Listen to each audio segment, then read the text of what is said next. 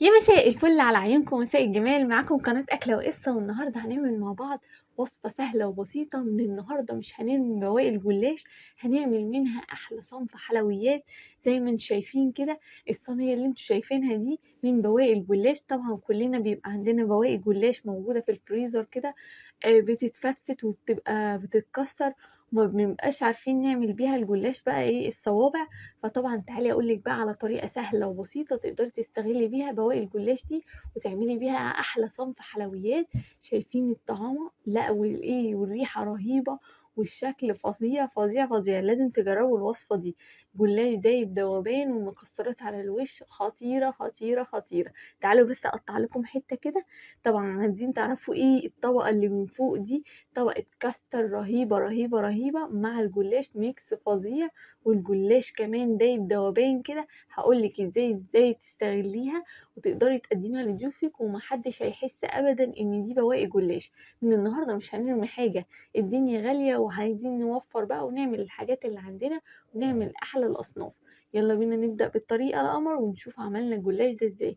زي ما انتم شايفين كده، طلعت لكم اللفة بتاعت الجلاش من الفريزر بعبلها كده، علشان اوريها لكم قد ايه هي حالتها مزرية، مقشرة وحالتها صعبة، ومكسرة وحالتها وحشة جدا. عادي يعني احنا نستغلها. هنقطعها بالمقص زي ما انتم شايفين كده ونبدأ نشتغل بيها. طب افرض انت ما عندكيش اللفة كاملة او مكسرة خالص، عادي ولا يهمك، هتستغليها برضو. هتجيبي اي صينية عندك. انا معايا هنا صينية مقاس 30، حطيت فيها معلقة كبيرة من السمنة وهبدأ أدهن الصينية بيها. وهنجيب بقى بواقي الجلاش بتاعتنا ونحطهم في الصينية القمر بتاعتنا. هنبدأ نحطهم كده بشكل عشوائي، احنا عايزينه كده مفركش ومنعكش. عايزين الشكل التلقائي العشوائي بتاع الجلاش ده هو اللي يطلع في الصينية بتاعتنا. هنبدأ نسقيه بقى بالسمنة بتاعتنا. انا حطيت بقى عليه نص كوباية من السمنة زي ما انتم شايفين كده. مش مهم القطع اللي مجاش عليها السمنة، أول ما هيخش الفرن وتبدأ السمنة تسيح كله هياخد من بعضه، والجلاش ده هيتحمر وهياخد لون حلو جدا. هندخله الفرن على درجة حرارة 200 أو أعلى درجة عندك. هتحطيه في رف الوسطاني وتولعي عليه من تحت. ونجهز بقى الجزء التوبينج أو الطبقة التانية اللي هنحطها على الجلاش. معايا هنا كوباية ونص من اللبن، حطيت عليهم معلقتين كبار من السكر. ما تزوديش في السكر عشان احنا لسه هنضيف شربات. معلقتين كبار من بودرة الكاستر، ممكن تستبدليهم بنشا بس هيطلع الخليط معاكي لونه ابيض.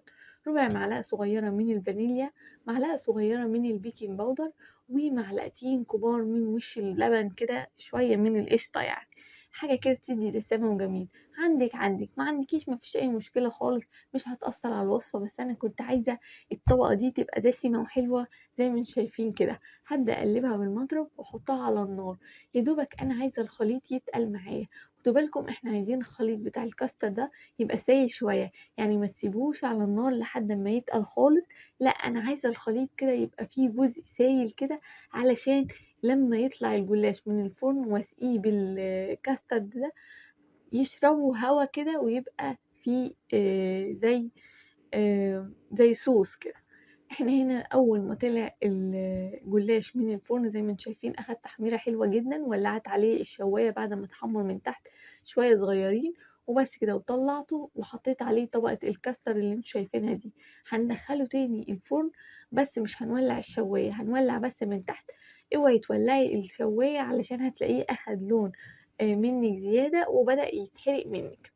بعد ما طلعته وهو سخن كده هسقيه بالشربات البارد. معايا هنا كوباية من الشربات التقيل. الشربات التقيل ده عبارة عن ايه؟ نص كوباية من السكر وكوباية من المية، عصير نص ليمونة، وربع معلقة صغيرة من الفانيليا. حطيته على نار عالية الأول. أول ما بدأ يغلي معايا وطيت النار، وبالظبط حسبت 10 دقايق على النار، وبعد كده طفيت النار وسبته يبرد تماما. وبعد كده سقيت الجلاش بيه وهو سخن. مهم ان انت تسقي الشربات يبقى ساقع والجلاش يبقى سخن. حبيت بقى اعمل لمسه جماليه كده. كان عندي شويه سوداني باقيين من رمضان، حطيتهم على الوش. تقدري لو عندك مكسرات بقى، جوز هند، عايزه تحطي زبيب، ما عندكيش خالص، عندك مثلا مكسرات بندق او لوز حطيهم. عندك سوداني ما عندكيش خالص، ممكن تستكفي بطبقه الكاستر وبرضه هيطلع شكلها حلو وجميل.